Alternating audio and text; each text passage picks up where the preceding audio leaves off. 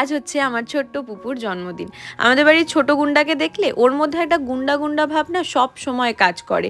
আর ছোট্ট করে ডেকোরেশন করা হয়েছিল, আর এই গিফটটা ছিল আমার তরফ থেকে পুপুর জন্য।